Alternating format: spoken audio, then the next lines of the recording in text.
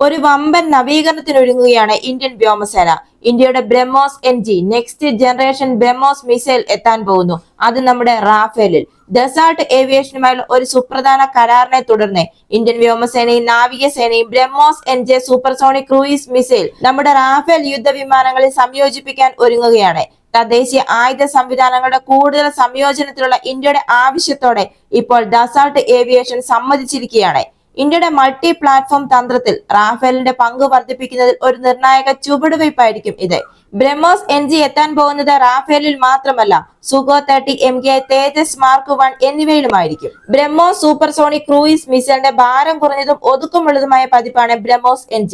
ഇതിന് ഏകദേശം 1.3 മുതൽ 1.4 ടൺ വരെ ഭാരവും 6 മീറ്റർ നീളവും 50 സെന്റിമീറ്റർ വ്യാസവും ഉണ്ട്.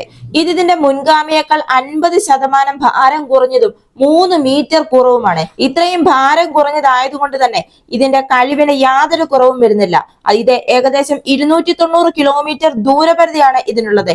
അതുപോലെ തന്നെ മാക് 3.5 വേഗതയും ഇത് നിലനിർത്തുന്നുണ്ട്. ഇന്ത്യയും റഷ്യയും തമ്മിലുള്ള സംയുക്ത സംരംഭമായ ബ്രഹ്മോസ് എയറോസ്പേസ് വികസിപ്പിച്ചെടുത്ത ഈ മിസൈൽ വായു, കര, കടൽ, അന്തർവാഹിനി വിക്ഷേപണങ്ങൾ ഉൾപ്പെടെയുള്ള മൾട്ടി പ്ലാറ്റ്ഫോം വിന്യാസത്തിനായിട്ടാണ് രൂപകൽപ്പന ചെയ്തിരിക്കുന്നത്.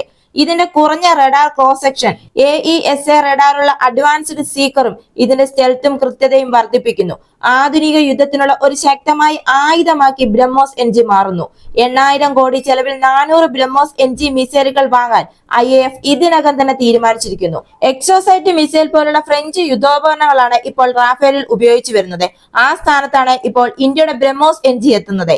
ഈ റാഫേൽ ഉപയോഗിക്കുന്ന മിസൈലുകൾക്ക് ഏകദേശം 70 കിലോമീറ്റർ ദൂരപരിധി മാത്രമേ ഉള്ളൂ.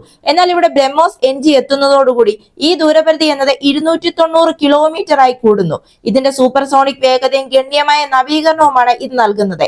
ഇത് മിക്ക വ്യോമ പ്രതിരോധ സംവിധാനങ്ങളുടെയും പരിധിക്കപ്പുറം സുരക്ഷിതമായ ദൂരങ്ങളിൽ നിന്ന് ശത്രു കപ്പലുകളെയും കര ലക്ഷ്യങ്ങളെയും നേരിടാൻ റാഫേൽ ജെറ്റുകളെ പ്രാപ്തമാക്കുകയും ചെയ്യുന്നു.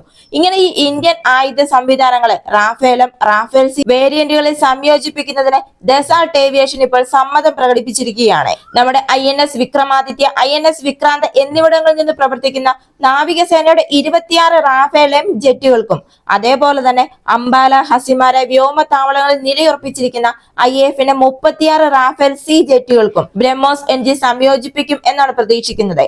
2024 ഫെബ്രുവരിയിൽ നടന്ന വേൾഡ് ഡിഫൻസ് ഷോയിൽ ബ്രഹ്മോസ് എക്സ്പോർട്ട് ഡയറക്ടർ പ്രവീൺ പഥക് സ്ഥിരീകരിച്ചതുപോലെ 2025 അവസാനമോ 2026 തുടക്കത്തിലോ നടത്താൻ നിശ്ചയിച്ചിരിക്കുന്ന സുഖോ 30 MKയിലെ ബ്രഹ്മോസ് NGയുടെ പ്രാരംഭ പരീക്ഷണങ്ങൾക്ക് ശേഷമാണ് ഈ പ്രക്രിയ ആരംഭിക്കുന്നത്. സുഖോ 30 MKയുടെ പേലോഡ് ശേഷി കാരണമാണ് ഈ പ്രക്രിയയ്ക്ക് വേണ്ടി, ഈ പരീക്ഷണത്തിന് വേണ്ടി ഈ വിമാനത്തിനെ തിരഞ്ഞെടുത്തിരിക്കുന്നത്.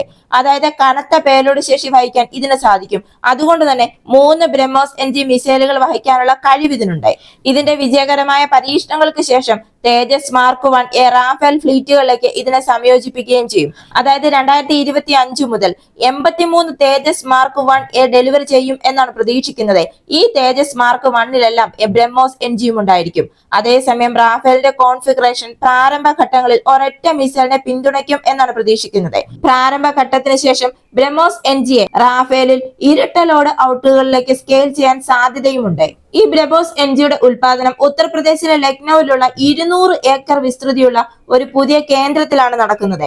നിലവിൽ ഇത് നിർമ്മാണത്തിലാണ്. 2026 പ്രവർത്തനക്ഷമമാകുമ്പോൾ ഈ പ്ലാന്റ് പ്രതിവർഷം 80 മുതൽ 100 മിസൈലുകൾ വരെ ഉൽപ്പാദിപ്പിക്കും. ഇത് ആഭ്യന്തര ആവശ്യങ്ങളെയും ഫിലിപ്പീൻസിലേക്ക് ബ്രഹ്മോസ് സംവിധാനങ്ങൾ അടുത്തിടെ വിതരണം ചെയ്തതുപോലുള്ള കയറ്റുമതിക്കും പിന്തുണയാവും. 2026 1.3 ടൺ ബ്രഹ്മോസ് NGയുടെ പരീക്ഷണങ്ങൾ നടത്തുകയും ലക്നൌവിലെ ഒരു പുതിയ കേന്ദ്രത്തിൽ ഉൽപാദനം ആസൂത്രണം ചെയ്യുകയും ചെയ്യുന്നതോടെ മിസൈൽ ഇന്ത്യയുടെ വ്യോമസേനയുടെ ഒരു മൂലക്കല്ലായി മാറും. നിങ്ങൾക്ക് ഇഷ്ടമായെങ്കിൽ മറക്കാതെ തന്നെ ഈ ചാനൽ ഒന്ന് സബ്സ്ക്രൈബ് ചെയ്യുക. അടുത്ത വീഡിയോയുമായി വീണ്ടും കാണാം.